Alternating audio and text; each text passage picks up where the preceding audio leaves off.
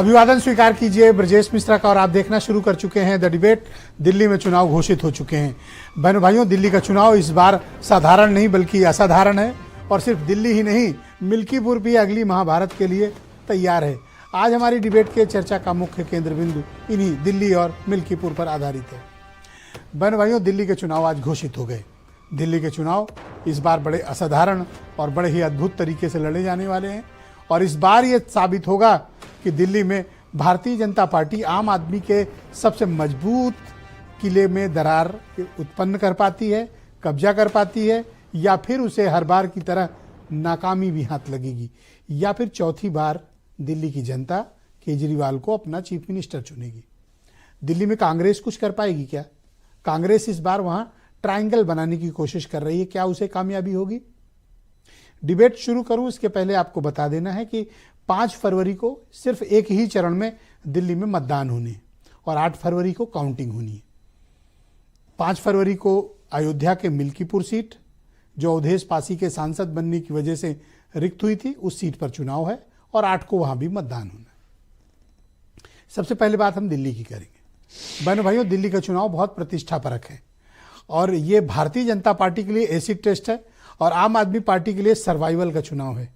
अगर दिल्ली उनके हाथ से निकली तो पंजाब भी वो ज़्यादा वक्त अपने पास रोक नहीं पाएंगे और फिर भारतीय जनता पार्टी को रोक पाना उनके लिए लगभग नामुमकिन हो जाएगा। आम आदमी पार्टी के लिए ये करो या मरो का वक्त है, क्योंकि हाल ही में पार्लियामेंट की सभी सीटें दिल्ली में भारतीय जनता पार्टी ने जीत ली।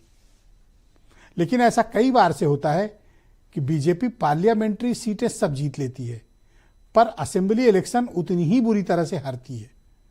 दिल्ली के मतदाताओं का वोटिंग बिहेवियर और पैटर्न बहनों भाइयों इस शोध का विषय होना चाहिए कि जो मतदाता झोली भर भर के पार्लियामेंट्री चुनाव में बीजेपी को खुला मतदान करता है, आम आदमी पार्टी को कुछ खड़े होने लायक नहीं छोड़ता, वही असेंबली के इलेक्शन में हाल वो बीजेपी का करता है।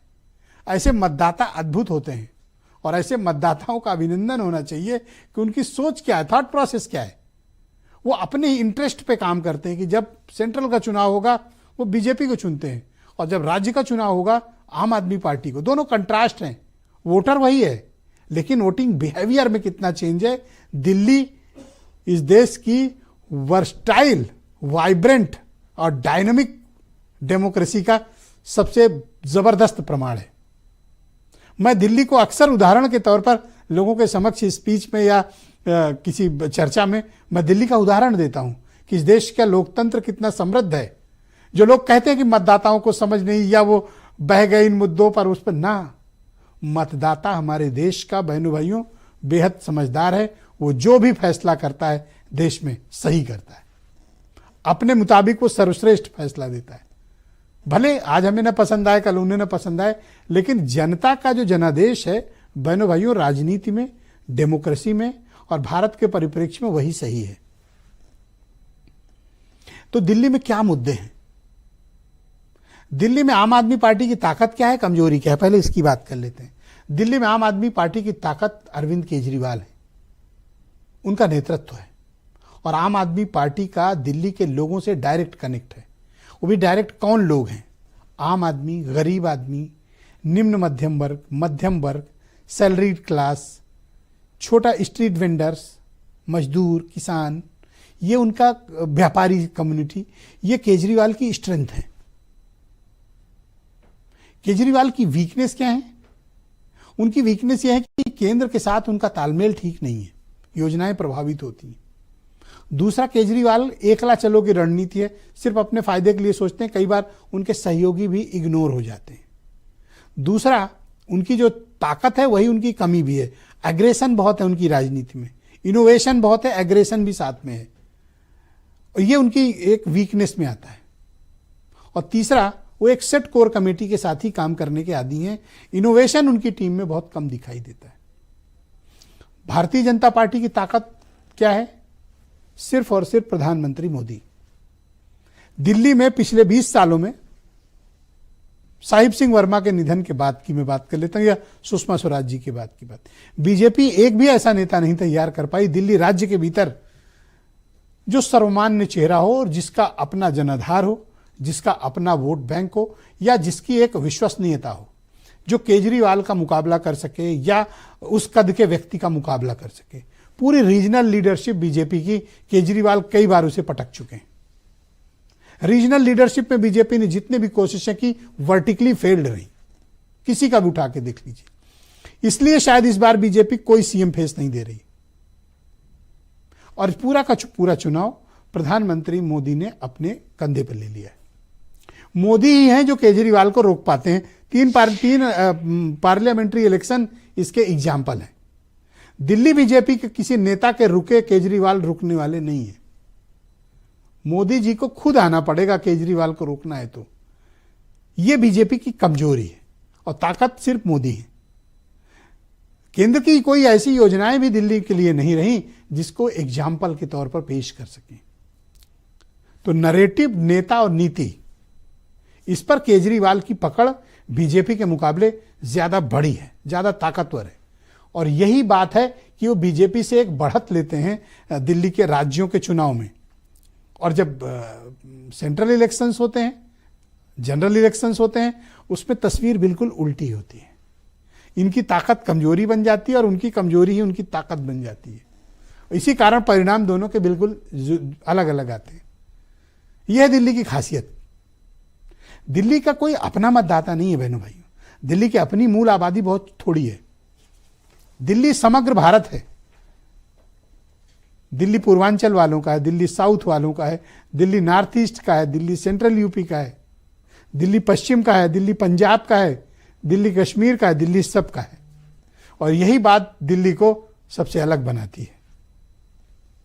अब पॉइंट नंबर 2, मिल्कीपुर सबसे हाई प्रोफाइल चुनाव होगा। भले एक सीट है, लेकिन उत्तर प्रदेश की एक सीट दिल्ली के टक्कर पे चलेगा चुनाव का कवरेज और वहां की खबरें। मिल्कीपुर सीट बीजेपी के लिए बहुत प्रतिष्ठापरक है। क्यों? अयोध्या हारे थे, जीता कौन था? अवधेश पासी। बीजेपी को बदला लेने के लिए इससे बेहतर कोई चांस नहीं मिल सकता कि वो अवधेश पासी से ये सीट छीन ले। तो शायद अयोध्या में गई हुई इज्जत को कुछ वापस लाने में उन्हें कामयाबी मिलेगी। लेकिन क्या ऐसा होगा? अवधेश पासी भी बड़े खांटी नेता हैं, बड़े पुराने नेता हैं। वो दूसरों की तरह नहीं है। लेकिन एक पुराने खांटी को उसी इलाके में बीजेपी अभी चित करके आई है, लालजी वर्मा को। अब देखना है कि अवधेश पासी अपने घर की इज्जत बचा पाते हैं या नहीं। बीजेपी के पास वहां खोने के लिए कुछ नहीं है, पाने के लिए पूरा मिल्कीपुर पड़ा हुआ है। कुछ स्टेटमेंट सुन लीजिए। आज की चर्चा बहुत दिलचस्प होने वाली है। लोकतंत्र का महान अवसर आपके पास है, आपके सामने है। आप अपने बच्चों के लिए अच्छा भविष्य चुनें, अच्छी शिक्षा चुनें, स्वास्थ्य चुनें, महंगाई से लड़ने के लिए मदद देने वाली सरकार चुनें। और 8 फरवरी को जब नतीजे आएंगे तो उसके लिए हम पूरी तरह तैयार हैं कि आम आदमी पार्टी की सरकार फिर से बनेगी। 5 तारीख दिल्ली में बदलाव की तारीख है। दिल्ली के 1,55,00,000 से ज्यादा मतदाता उस दिन दिल्ली का भविष्य निर्धारित करेंगे। जिन लोगों ने दिल्ली को लूटने का काम किया है, उस आपदा को दिल्ली से भगाने का काम 5 फरवरी को होगा और 8 तारीख को दिल्ली में डबल इंजन की भाजपा की सरकार बनेगी। मिल्कीपुर की जीत बिल्कुल सुनिश्चित है। जीत पूरी तरह से 100% से भी जब बढ़कर मान लीजिए कि मिल्कीपुर की महान जनता पूरी तरह से तैयार बैठी है हमारे बेटे अजीत प्रसाद को जिताने के लिए। हम लोगों ने अपनी तैयारी पूरी कर ली है और प्रत्याशी चयन की प्रक्रिया हमारी पूरी हो जाएगी बहुत जल्दी। हम लोग अपना प्रत्याशी घोषित करके, और निश्चित रूप से मैं विश्वास के साथ आपसे कह सकता हूं कि बड़े अंतर से भारतीय जनता पार्टी मिल्कीपुर के विधानसभा के उपचुनाव को जीतेगी।